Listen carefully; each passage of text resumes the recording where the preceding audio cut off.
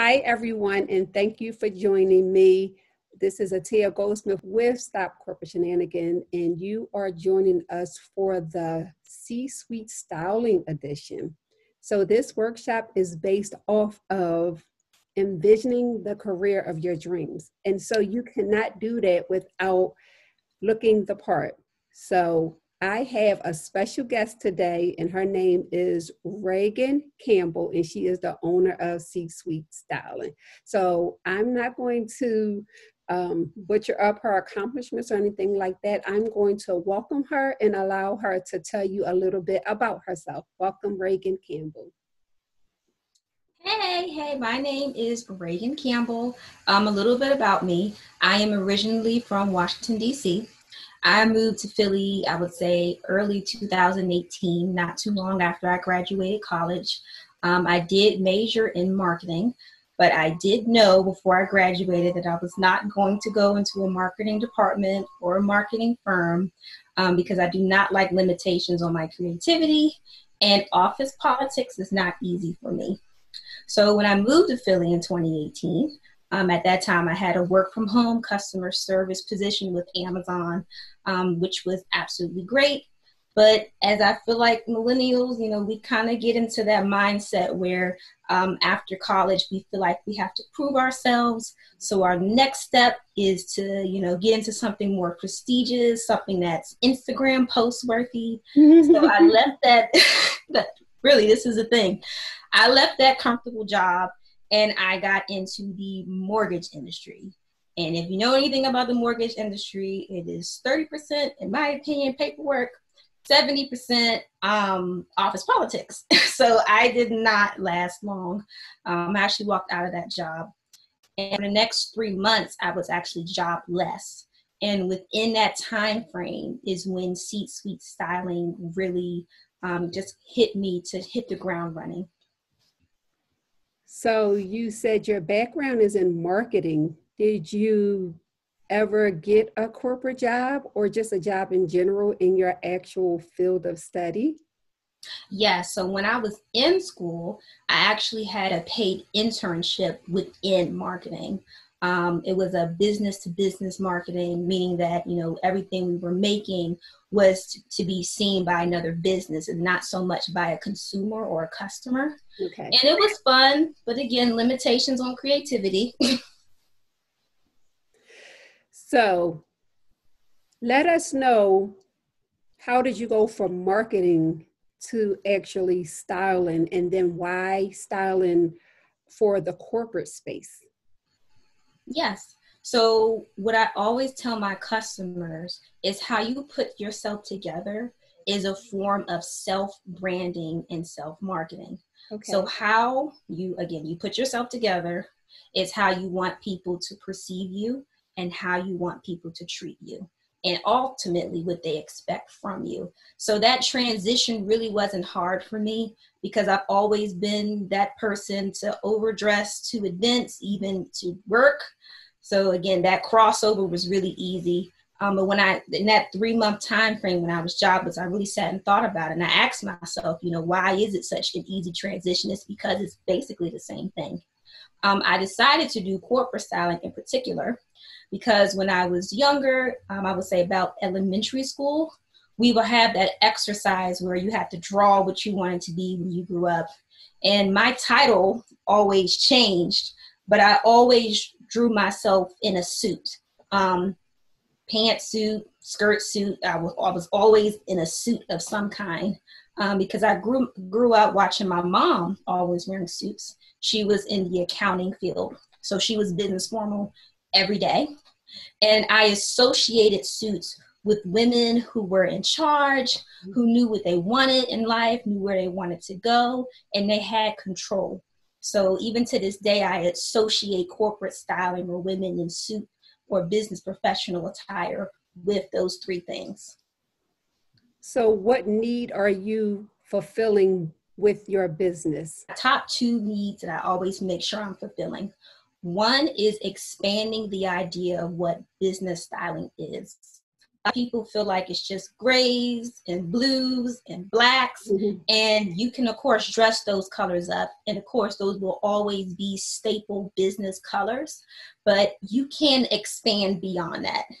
And the second thing I make sure I'm fulfilling is advancing women within higher positions in the corporate world.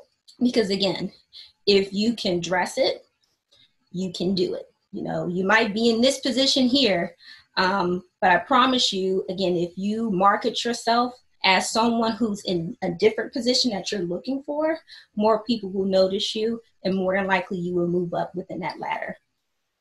So what pain points are you fulfilling? So when your clients come to you, what is one or two things that you hear consistently with your clients? I have another top two. One is I always run into clients that tend to be body conscious. Okay, so they have certain areas on their bodies that they do not like showing at all. And there's honestly not enough sessions that we could have to try to, you know, fix that. So what I do is I try to come up with a plan to help them cope with it. And then my second one is getting people outside of their comfort zone. So I usually have one or the other client. One is a woman who's trying to advance in a position. Mm-hmm. And the other one is a woman who's already advanced to the position. She's been there for years. She has the income. She has the house. She has the spouse. She's already had the kids. She's had everything she's wanted. And now she is bored. But at the same time, she doesn't want to go shopping. That's quite often what I find with women like that. They're just in this position. They're like, I've done everything and I don't want to go shopping. I want something new. So, you know, trying to introduce them to something new, but because they've been doing the same things for so long, you know, again, getting them outside of that idea of conforming to whatever it is that people at their office is used to seeing is a little hard for them. So with that being said, you're dealing with someone who just wants to change their wardrobe and don't want to be bothered with shopping or even just putting out or deciding on what's the new trends or anything like that. So you're that voice. And do you also go shopping for the customer, or you just, hey, here's some pictures? What do you do? So one of two things. I do go shopping for my customers. Some of them would like me to go physically shopping for them, meaning I go to stores, we create a budget, I send them pictures of the items, and then they kind of choose from there. The other is virtual lookbooks. And this is usually for clients that are not local to me. So I put together different items from different websites in like a digital format. I also list the sizing because they provide that. I make sure that the website has their sizing and the prices for each item. So that way, even with the digital lookbook, is some type of similar to if I was to go into the store and take pictures of the items and send it to you before a purchase. So can you tell me some of the feedback, maybe one or two examples from feedback from your clients, and what is your top success story? Mm-hmm. Yeah, so the feedback I usually get is how easy everything. Hire personal stylists, they expect it to be just so hard and so time consuming. But when you know your schedule and you know what your everyday routine looks like, it actually makes it easier for me to shop for you because I kind of tailor it to what you're doing all day. So one thing that I've gotten all the time is, wow, this was easier than I thought it was going to be. It wasn't as time consuming. Now, my top success story, okay, it's actually an odd one.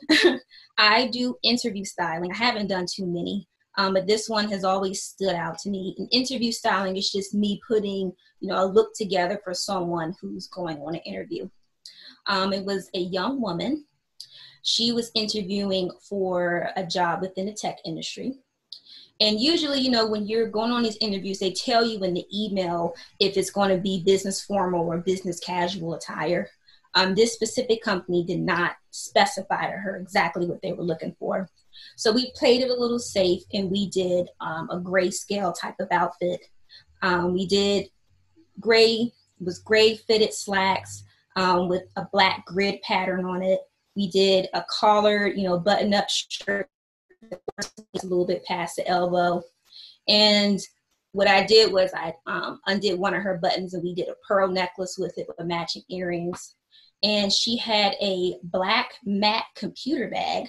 So I went and found her some matching shoes to go with her computer bag. Because whenever I envision, how I dress people, I always think of how they look when they're walking across the street, Right. So I'm like, hey, that bag and those shoes is just going to make everything perfect. So she went to an interview. Interview started out great. And then at the end of the interview, the person who was interviewing her actually expressed how she was overdressed.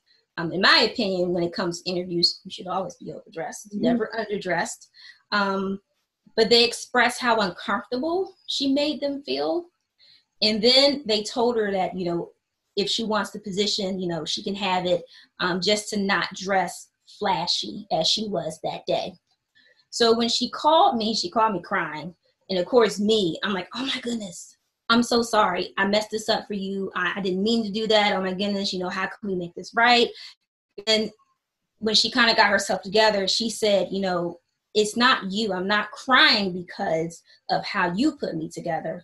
I'm crying because I don't have a plan B. My entire life, this is the company that I've wanted to work for. I didn't think about anywhere else. And how I felt when I walked in the room after you dressed me was confident. I felt empowered. I felt like I was able to conquer anything that day. And for them to tell me that me at my most confident is not appropriate, it kind of turned me off to the company entirely.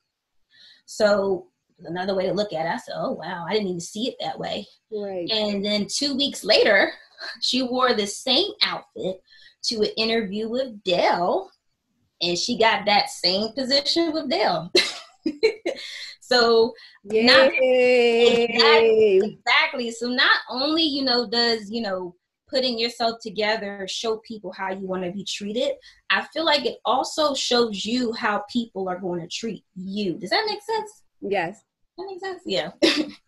Well, everything ain't for everybody. Exactly. So when they saw her energy coming, they could have been intimidated. Hey, exactly. Because she was probably already saying, I'm starting here for this position, but I plan on going up. Exactly. So I think they might have been intimidated. But in your last talk, you said about business casual, business professional, and the interview didn't state what it was.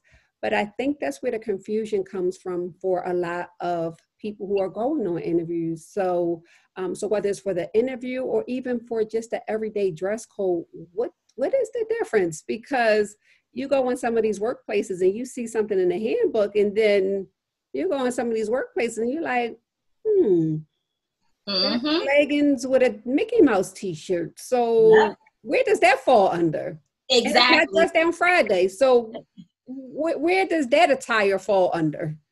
Yeah, so me and my mom, we have conversations about this a lot. I feel like 10 years ago, the industry that you were going in kind of dictated what you were going to wear. But nowadays, it's more so the company. The company kind of dictates, what you're going to wear.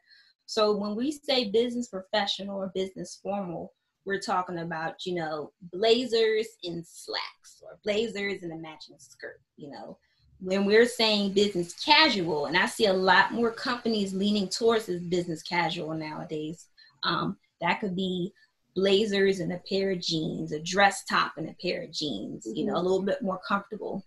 And then when we say casual, we're referring to what you're talking about, the Mickey Mouse shirt with the leggings or the t-shirt, with a pair of jeans or whatever, a little bit more chillax. And it is hard because I currently work at a job, honestly, where when we were trained, and in the handbook, it said one thing, okay, it's business casual.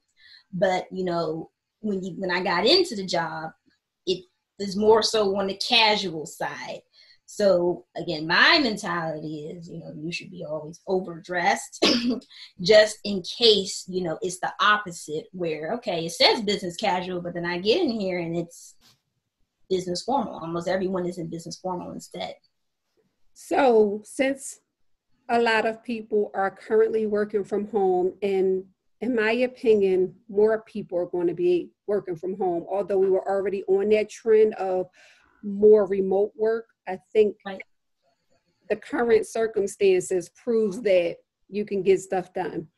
But we still have to go to dozens of meetings on a monthly basis. Give me a suggestion of what would you suggest for those showing up to a conference video meeting? Yes, yes. So I follow Career Wardrobe on Instagram, and they came up with the best name for this type of dressing.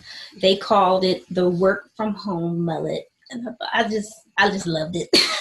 So basically it's business on the top and comfy on the bottom. And I have a quick example here of something that I worn to a conference meeting myself. So when they say business on the top, they're saying, you know, a sweater or a wrap shirt, and then comfy on the bottom. They gave examples like, you know, solid color, not your pajamas, but solid color leggings, joggers. They said sweatpants. I think sweatpants are too comfortable, but it's up to you, honestly. And for me, you know, if you really want to have people think that you really put yourself together that morning, you can throw on, like I put here, a necklace. And again, even in a virtual meeting, you will stand out. And it'll, you know, again, give that image that, you know, you just went above and beyond that day, even though you're working from home. So by time we get off of quarantine, it'll probably be in the summer for most people. So people are going to be anxious to get out. Even if there was opportunity to work remote, they probably want to get out right to the corporate office, right? So what are 3 summer must-haves for the trends that are coming up for summer of 2020 for both men and women? And if there's less options or suggestions for both, that's fine as well. Yeah. Now, I do just focus on women. And it's just because, I'm going to be honest with you guys, men, you have less options when it comes to personal shopping and styling, honestly. So for me, whenever I'm getting clients together for the warmer months, I always stick to cooler colors. And all that means is that they absorb less heat. So, you know, that'll be pastel colors or white. I wear a lot of white in the summertime. And of course, also fabrics that you can breathe through more. So I have 3 examples here.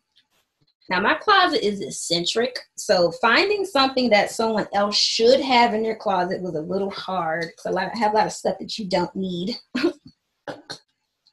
So one, again, something that's light, you know, a nice cotton blend that's airy, but sleeveless. Again, if you're comfortable with your arms. I had clients who feel like armless shirts are not appropriate for the workplace. So what you could do is, you know, on your way to work, wear your sleeveless shirt, and then when you're in work, just put on a blazer or whatever it is that you want to put on to make yourself feel more comfortable, or vice versa. Wear the blazer to work and then take it off when you're in the office.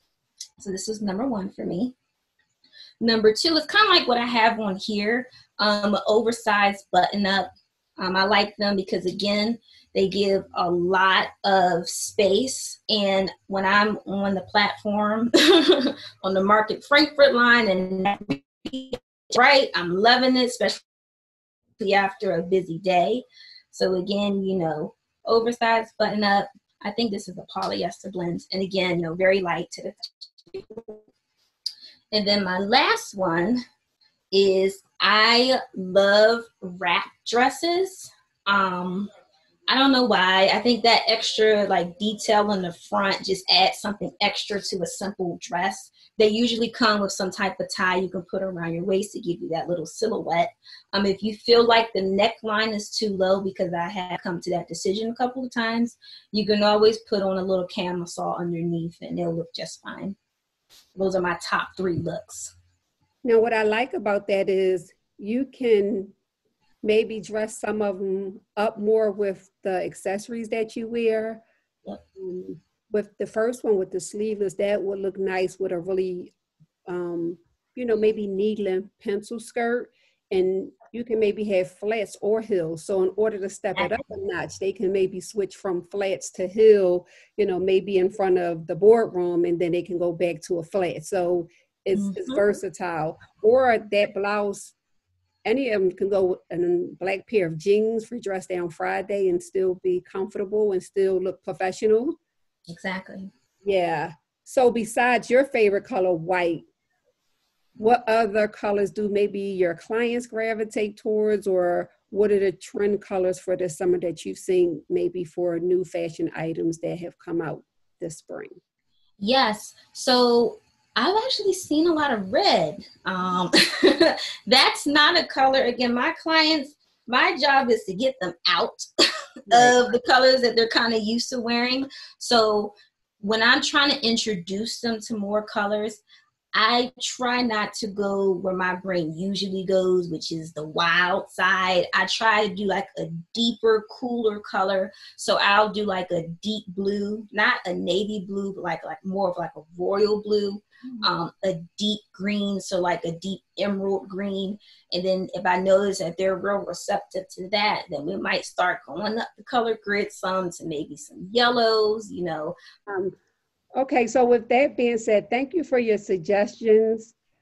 Hopefully that will help a lot of people. I myself, I love white. Like, that's why I don't spend that much money on it, because the minute it gets a little yellowy, or I just always like that feeling of a fresh white shirt. So I'm not going to spend that much money on it. I think the most I've spent is like $30.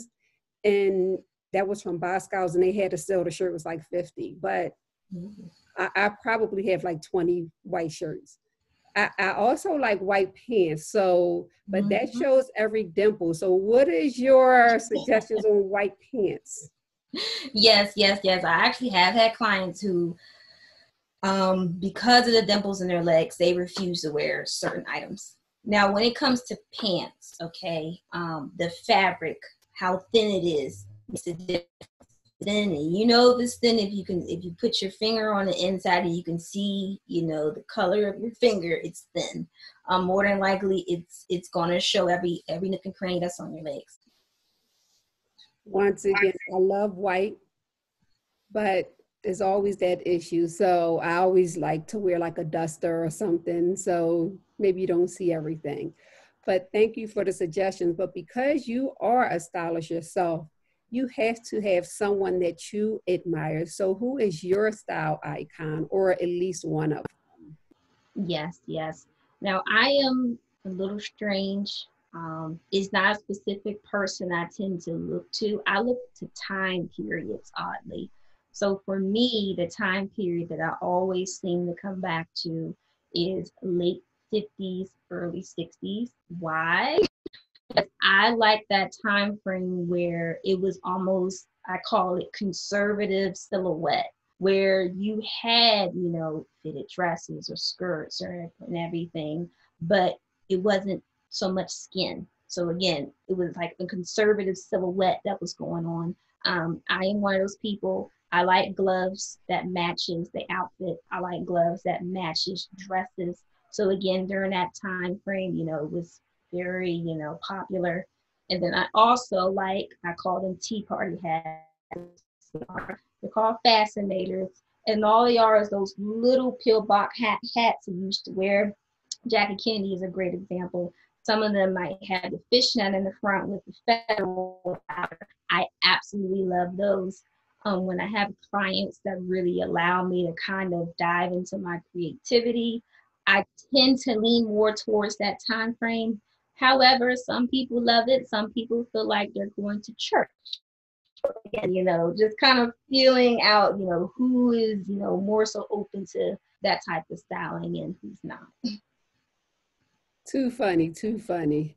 So, what is a favorite quote or mantra that you have regarding style, if any? Yeah, yeah. So my favorite one is fashion is a revolving door. Okay, unknown quote. And it's true because fashion repeats itself. I tell my clients all the time they are usually holding on to something from a certain time frame that they absolutely adore. And they say, you know, it's never going to come back in style. And I tell them, style eventually. It's just a question of who's going to make it popular again. And, you know, why can't it be you? You know, if you like it that much, I don't see why you can't bring it back in style. So I always use that quote, fashion is a revolving door. So I want to take this time to thank you for sharing your style nuggets for us, for the women who may be just getting out of school, going into the workplace, someone who is maybe at an entry level position and hopes to advance, and someone, as you said, some people are just in the space, maybe they are an executive and they just want to change their wardrobe or do something new. So thank you for sharing your nuggets. Can you let us know before we go, where can they follow you at? What is your website? Share that information. Briefly tell a couple of your services that you offer. Yeah. So I'll start with my services. So a couple of my services are, like I said, interview styling. I do Friday business styling. That means Monday through Friday, I'll put out your entire work attire, your entire outfits for the entire week. I also do special event styling. So you might have something outside of work that you want to do your best. Um, I also do photo shoot styling. So I have a lot of people who might contact me who are doing their business portfolios and they just want to make sure their top hat looks good for it. C space SUITE space styling, and that's STYLING. Website? Yep, SteveSweetStyling.com. And there's no hyphen in the website. Correct. Okay. And right now, if you go on my website, you will see that I have my style is my first style guide ever. So it is free. It's about 6 to 7 pages. And the title is Reagan's Declassified Super Styling Guide. It discusses just the basics of what everyone should have in their closet for easy and quick go-to work styling. So everyone who's watching, I hope you got some good nuggets out of here, out of this conversation. We hope that you can then go and begin to shop at your Targets, your Kohl's, your JCPenney. And if you're like some of Reagan's clients and you just don't feel like being in those aisles, you can definitely reach out to her at C-Suite Styling and she can let you know. And don't forget to go to her website and just get her free download of her style book. Until next time, have a safe and blessed day. Thanks for having me.